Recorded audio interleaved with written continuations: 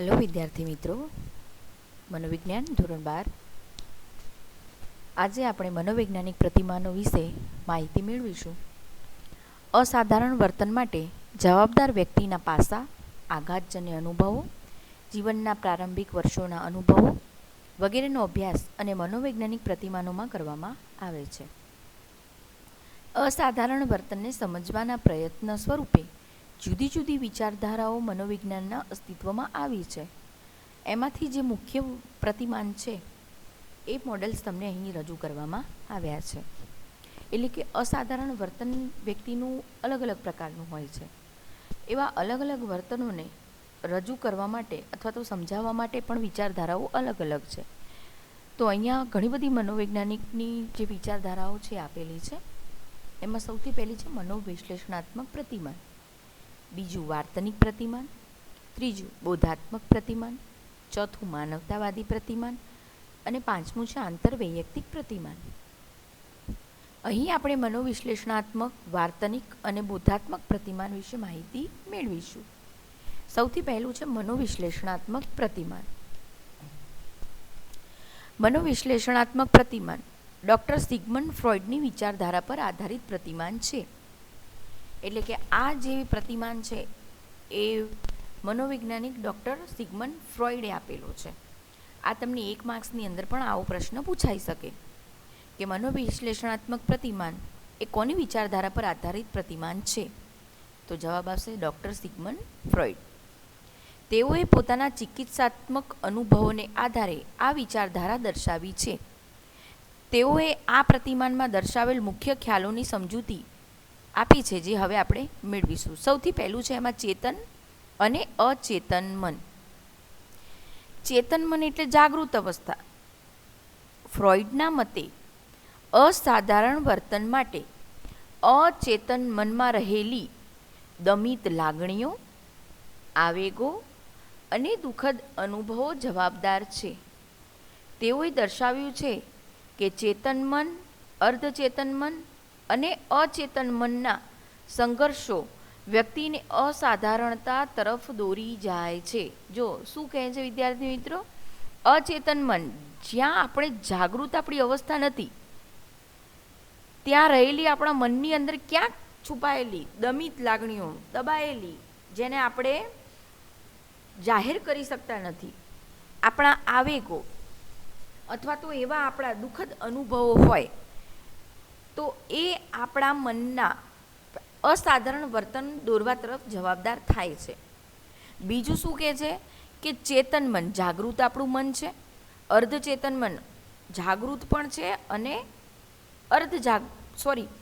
જાગૃત પણ છે અને અડધું અજાગૃત છે.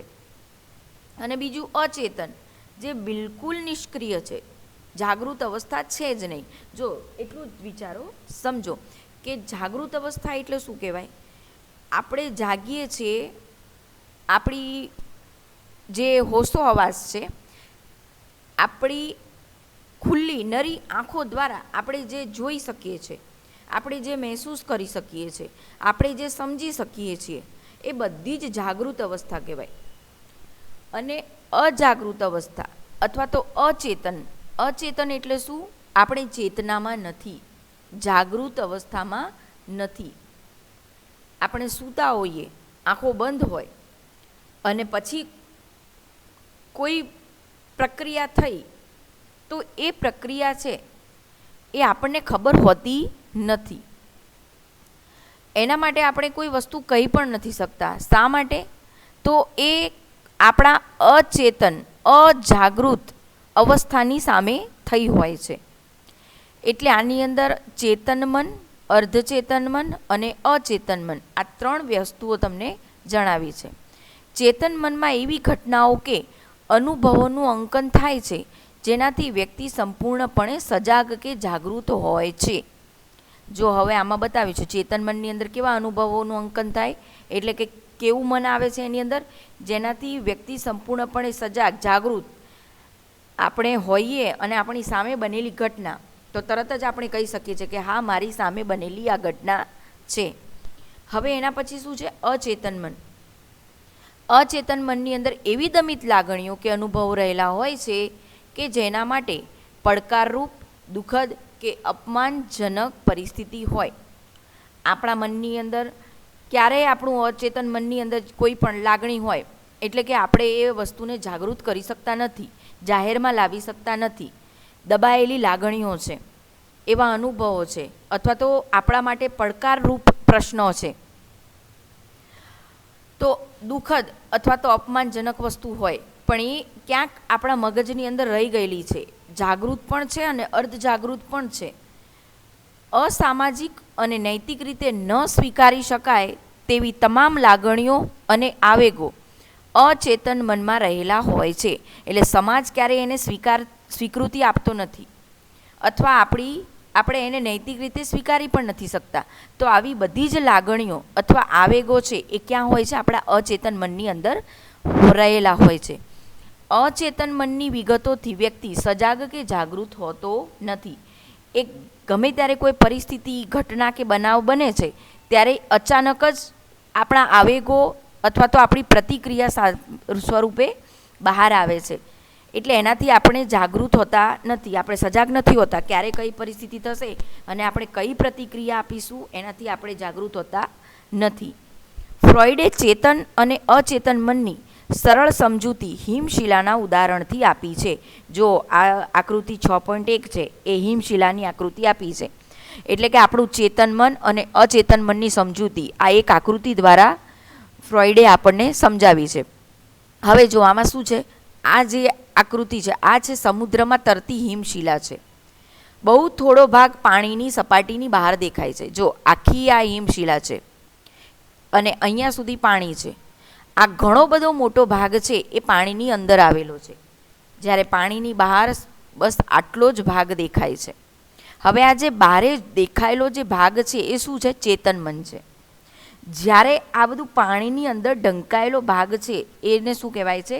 અચેતન મન. એટલે કે હિમશિલાનો જે ભાગ જોવાઈ રહ્યો છે એ ચેતન મન દેખાડ્યો છે, નથી જોવાતો એ અચેતન મન. એવી જ રીતે વ્યક્તિની અંદર જે લાગણીઓ છે, જે દુઃખદ અથવા તો અપમાનજનક પરિસ્થિતિઓ, ઘટનાઓ અથવા તો અનુભવો છે, એ આપણી આ સમુદ્રમાં રહેલી જે છુપાયેલી હિમશિલા છે, જેને આપણે નથી જોઈ શકતા કે કેટલી એ ઊંડી છે, એવી જ રીતે આપણા મનની અંદરની કેટલી પરિસ્થિતિઓ કઈ રીતે છુપાયેલી છે એને પણ આપણે જોઈ શકતા નથી. એ સમય અને સંજોગો વતી જ બહાર આવે છે. જ્યારે આપણે આ જે ચેતન મન આપણને આપેલું છે, આમાં હિમશિલામાં જે દેખાય છે એ આપણી જાગૃત મન છે. તો એ જાગૃત અવસ્થાની અંદર બનેલી ઘટના છે, તો આપણે એના તરફ સંપૂર્ણ સજાગ હોઈએ છીએ. અચેતન મનમાં રહેલી વિગતો કોઈને કોઈ સ્વરૂપે બહાર આવવાનો પ્રયાસ કરતી જ હોય છે. એટલે આપણે આપણા મનની અંદર રહેલી જે દમિત લાગણીઓ છે એને સંપૂર્ણપણે એને નિષ્ક્રિય નથી કરી દેતા. ક્યારેક ને ક્યારેક કોઈને કોઈ સ્વરૂપે બહાર આવે છે. હવે કેવા સ્વરૂપો છે એને જોઈએ તો લખવા કે બોલવાના ભૂલના સ્વરૂપમાં. ઘણી વખત આપણને કોઈ શબ્દ છે અથવા તો કોઈ વાક્ય છે તો એ સ્પષ્ટ રીતે આપણે એનું ઉચ્ચારણ કરી શકતા નથી. ક્યારેક સ્વપ્નમાં તો ક્યારેક અસાધારણ વર્તન જોવા મળે છે. એટલે કે જો નખ કરડવા, પગ સતત હલાવવાની ક્રિયા, એકની એક ક્રિયા વારંવાર કરવી, ઘણા વારંવાર એકની એક જ પ્રતિક્રિયા કરતું હોય. લખે, ભૂસે, પાછું લખશે, પાછું ભૂસશે, અથવા તો ગમે ત્યાં પેન હાથમાં આવી ગઈ તો ગમે ત્યાં એ લખવાનું કાર્ય કરવા લાગશે, કોઈ પણ ચિત્ર બનાવવા લાગશે, પોતાના નામ ચિતરવા લાગશે. તો આ બધી જ શું છે? આપણા અચેતન મનમાં રહેલી આપણી કોઈ પણ લાગણી અથવા કોઈ પરિસ્થિતિ છે જે કોઈને કોઈ સ્વરૂપે આપણને બહાર જોવા મળે છે. હવે આપણે જોયું છે એ ચેતન અને અચેતન મન. હવે બીજું જોઈએ છે નિમ્ન અહમ. એને ઈડ કહેવાય છે, અહમને ઈગો કહે છે અને ઉપરી અહમને સુપર ઈગો કહે છે, જે હરેક વ્યક્તિની અંદર કોઈને કોઈ સ્વરૂપે રહેલા જ હોય છે. ફ્રોઈડે વ્યક્તિત્વના મુખ્ય 3 ઉપતંત્રો દર્શાવ્યા છે. આપણું વ્યક્તિત્વ 3 ઉપતંત્રો દ્વારા જોવા મળે છે: નિમ્ન અહમ, અહમ અને ઉપરી અહમ. વ્યક્તિના વર્તનનો આધાર આ ત્રણેય તંત્રની ઉપર રહેલો છે.